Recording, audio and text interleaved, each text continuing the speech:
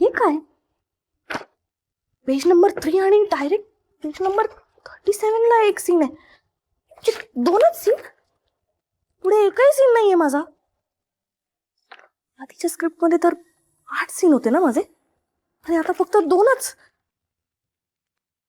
हेल कार्तिकी, तू कोणाला विचारून चेंज केलं हे सगळं? हा म्हणजे ऍक्टिंग करू नको ऍज इफ तुला काही माहित नाहीये. तुझ्या सांगण्यावरून केलं ना हे सगळं? खरं सांग, माझ्यामुळे तुला ऍक्टिंग सोडावी लागली, त्याचा रिव्हेंज घेतेस ना तू? हो गया तेरा शुरू. काय हिचं? हा, एक दिवस जरा बरा निघतोय म्हटलं की लगेच पोटात दुखायला लागतं काय का तुझ्या?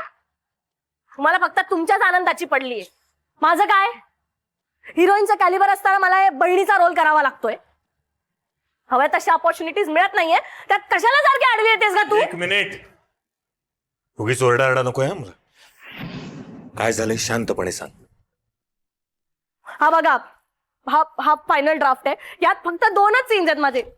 जुन्या ड्राफ्ट मध्ये 8 सीन्स होते, आता फक्त 2च सीन्स आहेत. त्यातही काही डायलॉग नाहीये. आणि आता अख्ख्या सिनेमात मी फक्त फर्निचर सारखी उभी राहणार आहे. मला खरंच काही माहित नाहीये यातलं. हो, असं कसं नाही माहित ग तुला? आताच्या आता आरकेला फोन लाव आणि विचार, आरकेचा या सगळ्याशी काय संबंध आहे?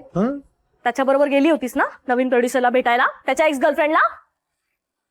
तुझा आणि तिचा मस्त रॅपो झाला असेल, मग तिला सांग माझं सीन्स वाढवून द्यायला. हे बघ दी, मी फक्त त्या फिल्म मध्ये मेकअप करणार आहे आणि तोही आरकेचा. बाकी माझा काहीही संबंध नाहीये. अच्छा, इज दॅट सो? मग मला पण ही फिल्म नाही करायची. कार्तिकी, जरा डोकं तपासून घे कुठेतरी जाऊन. कळतंय का तुला थोड्या वेळापूर्वी काय करत होतीस तू? हा, नाचत होतीस ना, मला मुहूर्ताला बोलवलंय फिल्मच्या, प्रोडक्शन मला गाडी पाठवणार आहे, नाचत होतीस ना. आता काय बोलतीयस? हो, पाठवणार आहे ना प्रोडक्शन गाडी. जाणार मस्तपैकी तिथे, मेकअप करणार आणि एखादा 3rd क्लास कॅरेक्टर करणार. हीच आहे ना माझी करिअर ग्रोथ. ते असले 2-3 सीन असलेले कॅरेक्टर करण्यापेक्षा ना लात मारते मी त्या मीडियाकर फिल्मला. हे बघ बेटा, आपल्या मुंबईमध्ये ना दररोज 1000 लोक येतात ऍक्टर होण्यासाठी. माहितीये तुला, आयुष्यभर स्ट्रगल करतात ते, पण त्यांना कधीही आयुष्यात चान्सच मिळत नाही.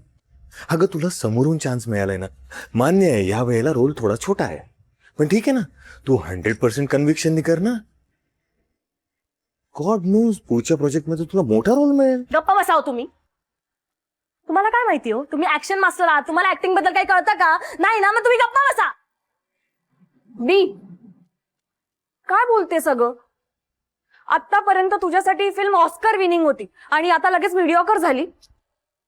तुला माहितीये ना, ज्या इंडस्ट्रीमध्ये कामातून काम मिळतं, प्रत्येकाची तशी वेळ यावी लागते. मला सांगायची गरज नाहीये. बघा कोण बोलतय. अगं एक ऍड केली तू फक्त, तुला काय कळतं ग? खूप एक्सपिरियन्स आहे तुला. फालतूचा मेकअपचं काम कर तुझा आणि थोबड बंद ठेव.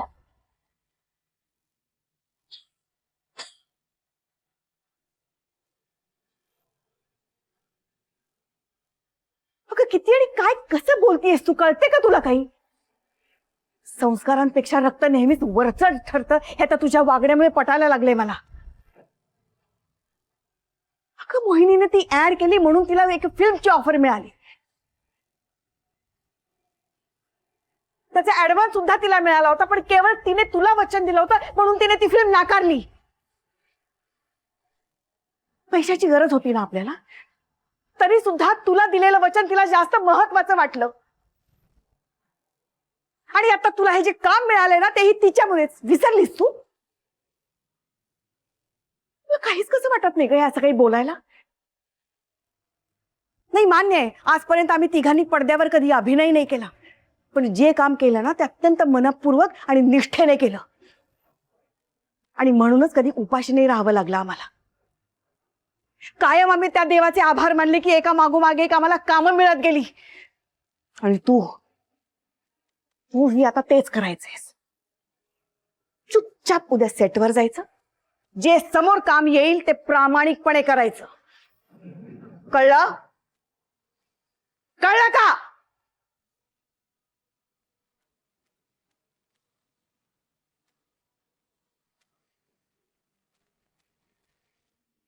शालिनी तू ठीक आहेस? शांत हो, शांत हो. मी ठीक आहे. थंपायची अगं मस्तकाला आणते ही पोरगी. शालो हाय, मी व्यवस्थित आहे.